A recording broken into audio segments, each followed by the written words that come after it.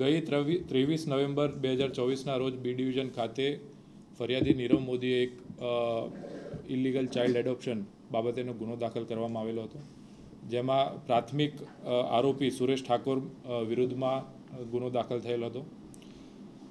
સુરેશ ઠાકોરને અરેસ્ટ કર્યા બાદ તેઓની પૂછપરછ દરમિયાન એવું ખુલવા પામેલ હતું કે તેઓ શિલ્પા ઠાકોર, જે કામલપુર રાધનપુર ના રહેવાસી છે અને સર્ટિફાઈડ ફિમેલ હેલ્થ વર્કર છે, જે કુશ હોસ્પિટલ રાધનપુર ખાતે નોકરી કરે છે, તેઓ એના સંપર્કમાં આવ્યા. તે બાદ સુરેશ ઠાકોરનો સંપર્ક કરીને એક રૂપસી ઠાકોર, જે સંસ્કાર હોસ્પિટલ થરા ખાતે કામ કરતો હોય, તેના દ્વારા એમને જાણ થઈ કે એક બાળક આ રીતે આવેલું છે, તમે આ બાળકને લઈ જાઓ. જેથી શિલ્પા ઠાકોર અને સુરેશ ઠાકોર તેઓ બંને રાધનપુરથી થરા હોસ્પિટલ ખાતે જાય છે. ત્યાંથી બાળક લઈને બંને લોકો નિષ્કા હોસ્પિટલ ખાતે એડમિટ કરાવે છે. એ નિષ્કા હોસ્પિટલમાં સારવાર બાદ આ કામના જે ફરિયાદી છે નીરવ મોદીને એ સમય દરમિયાન સંપર્ક કરે છે. સંપર્ક કર્યા બાદ એ બાળક આપવાનું નક્કી થાય છે.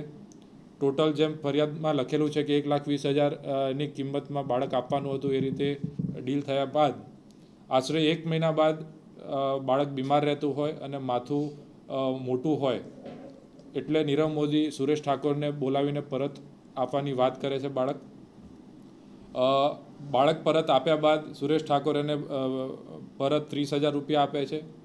તે બાદ સુરેશ ઠાકોર અને શિલ્પા ઠાકોર બંને એ બાળકને લઈને સિદ્ધપુર પાલનપુર થઈને પાલનપુર ડીસા હાઈવે ઉપર મોટા ગામની સીમમાં રાત્રિના સમયે બાળકને બિનવારસી હાલતમાં મૂકીને ત્યાંથી નીકળી જાય છે.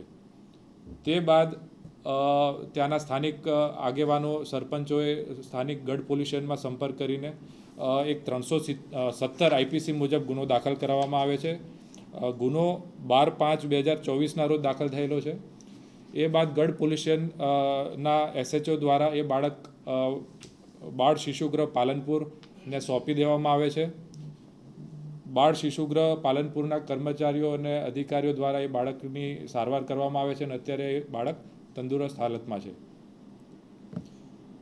તે બાદ શિલ્પા ઠાકોરની ગઈકાલે ધરપકડ કરવામાં આવેલી હતી અને આજે રિમાન્ડ માટે કોર્ટમાં રજૂ કરવામાં આવેલી છે.